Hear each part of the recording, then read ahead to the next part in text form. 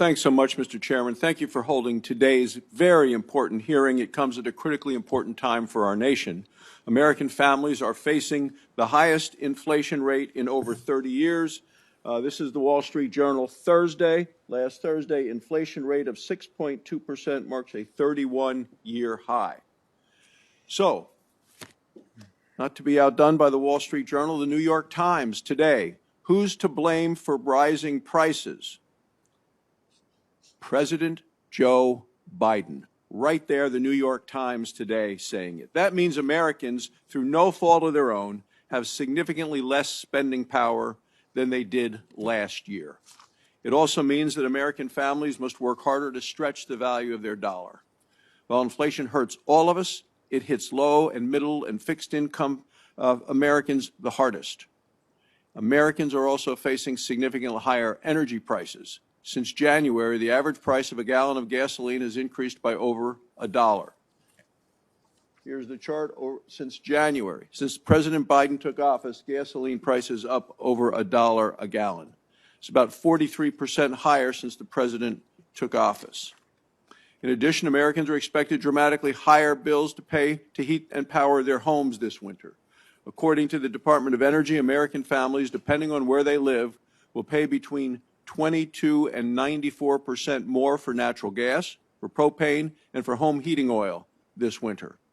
Higher energy prices hurt low, middle, and fixed-income Americans the most. In response to this, President Biden and House Democrats threatened to make inflation even worse. President Biden and House Democrats want to ram through partisan legislation that is estimated to cost over $4 trillion. It's almost as much in today's dollars as the U.S. spent in World War II. And it is the exact opposite of what Congress should be doing to fight inflation. To make matters worse, the House Democrats' bill will increase energy prices. It will impose a natural gas tax on American families. Almost half of all American households heat their homes with natural gas. And at a time of skyrocketing energy prices, House Democrats want to make it even more expensive for families to heat their homes. It's outrageous. The House Democrats' bill will also effectively end new oil, natural gas, and coal production on federal lands and waters. This bill surrenders American hard-won energy independence, and it makes our country dependent on the OPEC cartel and Russia.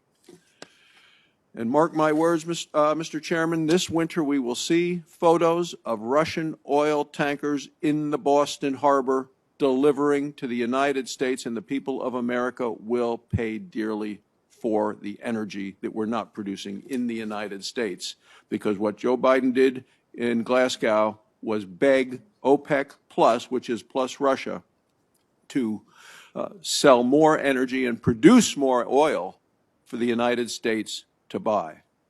This is going to bring Europe's energy shortages to the United States, and as you talked about in your opening remarks, it's going to make it worse for us. Historically, Americans have benefited from some of the lowest energy prices in the industrialized world. In 2020, households in Europe and Japan paid between 85 and 215% more for electricity than families in the United States. For natural gas, households in Europe paid between 49 and 177% more than families in the United States. If the House Democrats get their way, many American families will have to decide whether they can pay their utility bills or put food on the table, one or the other, heat or eat. People will have to decide where their money goes. American businesses have also benefited from some of the lowest energy prices in the industrialized world. European businesses paid as much as 160% more for electricity than businesses in the United States. Same year, European businesses paid much more for natural gas than businesses in the United States. If House Democrats get their way, America's competitive advantage will end. Not all Americans are going to suffer, though, under the House Democrats' legislation. This bill gives wealthy residents of New York, New Jersey, Connecticut, California, and Maryland tens of thousands of dollars in new tax breaks. It also gives couples earning $500,000 a year up to $12,500 to purchase an $80,000 luxury electric vehicle. Now, $4,500 of this $12,500 of this tax break is only available for electric vehicles made at unionized factories. Union-made vehicles are no better for the environment than vehicles made in other factories. This is a direct gift and payoff to union bosses. For the vast majority of Americans, the House Democrats' bill means more inflation, higher energy costs, and fewer jobs. It's why this reckless tax and spending bill must be defeated. Thank you, Mr. Chairman, for holding this very important Thank you, hearing. Senator.